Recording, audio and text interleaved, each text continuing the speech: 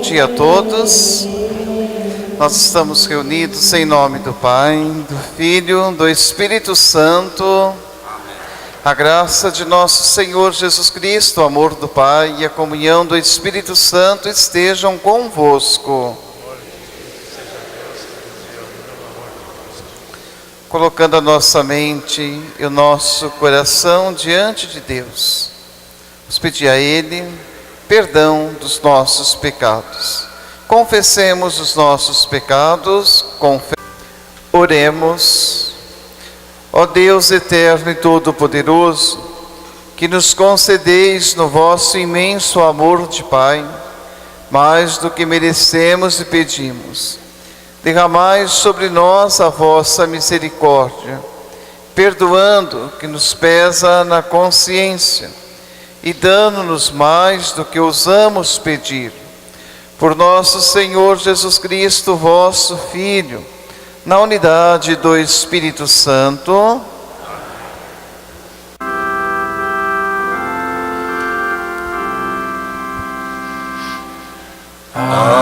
Aleluia, aleluia, a minha alma abrirei. Aleluia, aleluia, Cristo é meu Rei. Se amarmos uns aos outros, Deus em nós há de estar, e o seu amor em nós se aperfeiçoará. Aleluia, aleluia, a minha alma abrirei. Aleluia, aleluia, Cristo é meu Rei. Senhor esteja convosco. Proclamação do Evangelho de Jesus Cristo segundo Marcos. Naquele tempo, alguns fariseus se aproximaram de Jesus para pô-lo à prova. Perguntaram se era permitido ao homem divorciar-se de sua mulher. Jesus perguntou: que vos ordenou Moisés? Os fariseus responderam: Moisés permitiu escrever uma certidão de divórcio e despedi-la. Jesus então disse: foi por causa da dureza do vosso coração que Moisés vos escreveu este mandamento. No entanto, desde o começo da criação, Deus os fez homem e mulher. Por isso o homem deixará seu pai e sua mãe, os dois serão uma só carne. Assim, já não são dois, mas uma só carne. Portanto, o que Deus uniu, o homem não separe. Em casa, os discípulos fizeram novamente perguntas sobre o mesmo assunto. E Jesus respondeu: quem se divorciar de sua mulher e casar com outra, cometerá adultério contra a primeira. Se a mulher se divorciar de seu marido e casar com outro, cometerá adultério. Depois disso, traziam crianças para que Jesus as tocasse. Mas os discípulos as repreendiam. Vendo isso, Jesus aborreceu-se e disse: deixai vir a mim as crianças. Não a proibais, porque o reino de Deus é dos que são como elas. E em verdade vos digo, quem não receber o reino de Deus como uma criança não entrará nele.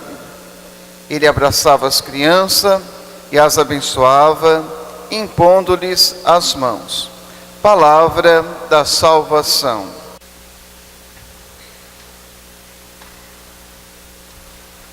Queridos irmãos e irmãs, o Evangelho de hoje é preciso entender como assim um pano de fundo a mentalidade dos fariseus que questionam Jesus. Na época de Jesus, existiam duas escolas no judaísmo. E essas duas escolas, uma ensinava que se a mulher cometesse adultério, o homem poderia escrever a carta de divórcio, né? Uma mentalidade machista, né? Não fala se o homem cometia adultério, fala a mulher, né? E Jesus então se depara com esses fariseus que eram formados nesta escola. E no Evangelho mostra que os fariseus não estão ali preocupados em entender a essência do cristianismo, que é a vivência do amor recíproco. Estão querendo assim perguntar para Jesus se pode, se não pode, se deve, não deve. E Jesus percebe que essa conversa é uma conversa muito superficial. Jesus quer mostrar que para o Evangelho, para viver a sua palavra, o homem precisa abrir o seu coração e, abrindo o seu coração, fazer a experiência do amor trinitário de Deus. Porque a nossa fé, ela é uma fé trinitária. Acreditamos no Pai, no Filho e no Espírito Santo. Um único Deus e três pessoas. E são pessoas porque entre eles existe uma relação de reciprocidade. Entre eles existe uma relação de amor. E para Jesus, somos chamados a fazer essa experiência de Deus, na vivência desse amor recíproco, ou seja, de amar e ser amado.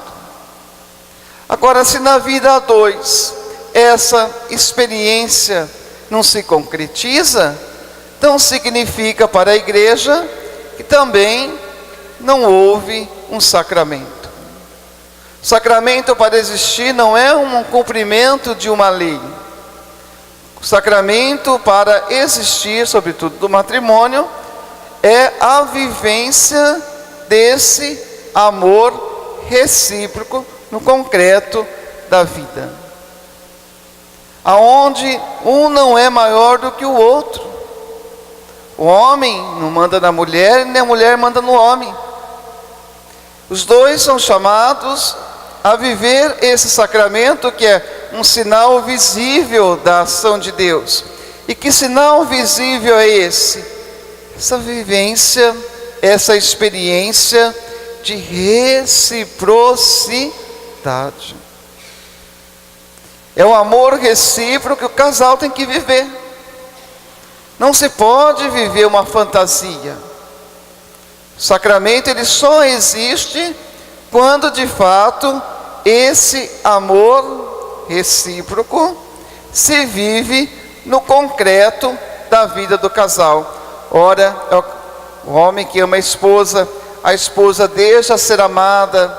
Ora, é a esposa que ama o homem, então deixa ser amado. É essa vivência, ou seja, esse dinamismo trinitário que tem que ser vivido na vida a dois. Se não existe isso, alguma coisa está errada. Ou não entenderam, ou então ainda não se abriram para essa reciprocidade, então provavelmente não houve sacramento, estão se enganando. Por isso que a igreja hoje, iniciando o sínodo da família, ela vem assim, olhar, né? Não é questionar, mas olhar que Deus está nos mostrando com os sinais que nos está dando.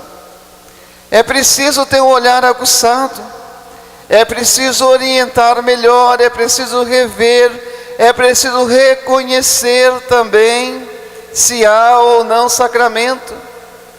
Se pode mais viver uma fantasia, se pode mais fingir-se que está junto, se pode mais viver um sacramento e de repente um dormindo em cada cama.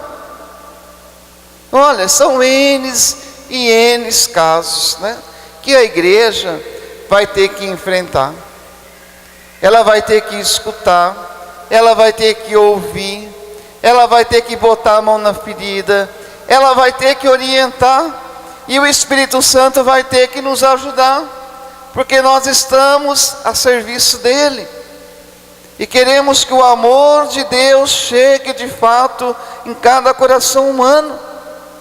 Queremos que de fato o sacramento seja uma experiência trinitária de Deus, uma experiência de comunhão, uma experiência de igualdade, uma experiência de mútua ajuda. É isso. Não dá mais para tampar o sol com a peneira. A igreja precisa orientar aqueles que estão no caminho, rever, pensar, conscientizar, enfim. Graças a Deus que a igreja ela tem essa autoridade dada pelo próprio nosso Senhor, né? De orientar e conduzir. Por isso o sino da família, a igreja vem assim, com muito carinho. Não olhar como os fariseus, pode, não pode, vai, não vai, mas olhar a situação com o olhar de Deus. Aonde for necessário dar o perdão, reconduzir o perdão. Aonde for necessário ajustar algumas coisas, ajustar como mãe, como educadora da fé. Mas aonde também não houver essa essência do sacramento, ela vai ter que dizer: olha, isso não é sacramento, né? Então é preciso assim tomar consciência disso. É preciso rever se estamos de fato fazendo essa experiência trinitária de Deus. Por isso no Evangelho, depois Jesus vai dizer: deixai vir as criancinhas a mim. Que vocês adultos, Jesus vai dizer, vocês são muitos, né? Cheios de maledicência. As crianças têm um amor puro, deixai elas virem a mim. Elas precisam, vocês fariseus estão querendo aí saber disso, disso, daquilo, mas vocês estão influenciados pela escola de vocês. A minha escola é outra. A minha escola é a escola do amor. Não vim abolir nenhuma lei, mas eu vim dar um verdadeiro sentido. Olha como Jesus é profundo. Não vim abolir nada, eu não vim mudar nada. Eu apenas vim dar sentido pleno. Vim plenificar a lei na vivência do amor e na vivência do amor recíproco.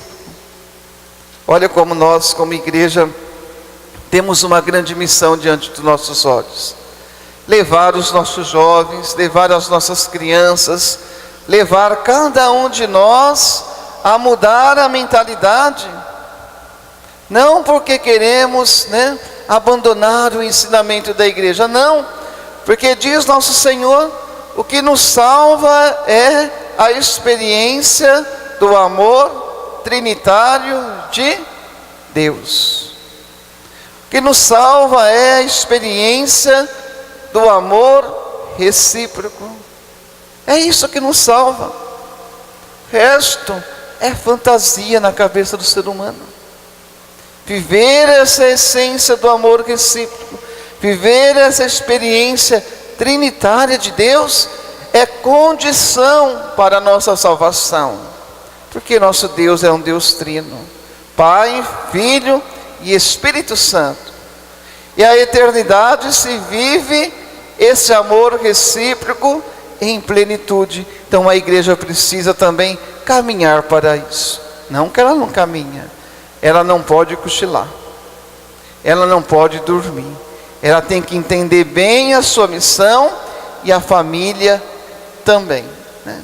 Então que Deus nos ajude, que Deus nos oriente, que nós possamos assim ser iluminados pela sabedoria do Espírito, iluminados também pela palavra de Deus, para que nós possamos daqui para frente agora ter a paciência, né, de ouvir cada caso, cada situação, procurar entender, contar com essa ajuda divina, porque nós temos que curar as feridas, diz o Papa. Podemos mais nos armar, né? Agora é hora de botar a mão na ferida, contar com a graça de Deus, contar com a ajuda de Deus, orientar, não deixar mais as pessoas sofrerem. Olha quantos casos, né, que a gente sabe, às vezes de pessoas que são maltratadas pelos maridos, que chegam a apanhar, correm risco de vida. Correm risco de vida. Então são N casos, N situações. Então aqueles que estão bem, se firmam, buscam essa ajuda de Deus, né?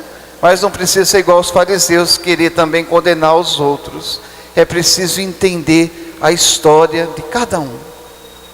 E às vezes são coisas que não se falam em público, mas se falam em confessionário. Por isso que a igreja ela tem que agora se preparar para ouvir, rezar, contar muito com a ajuda do Espírito Santo, contar com as pessoas que vão estar à frente desse trabalho, né, junto com seus bispos, para orientar cada caso e dar uma resposta, diz o Papa. Não podemos mais ficar sem dar resposta diante do sofrimento das pessoas mais próximas de nós, quando não nas nossas próprias famílias, né? Não é algo tão longe, não. Então que Deus nos ajude, nos oriente e nos conduza a fazer na nossa vida a experiência do amor trinitário de Deus. Portanto, ficamos em pé, vamos professar a nossa fé. Creio em Deus Pai,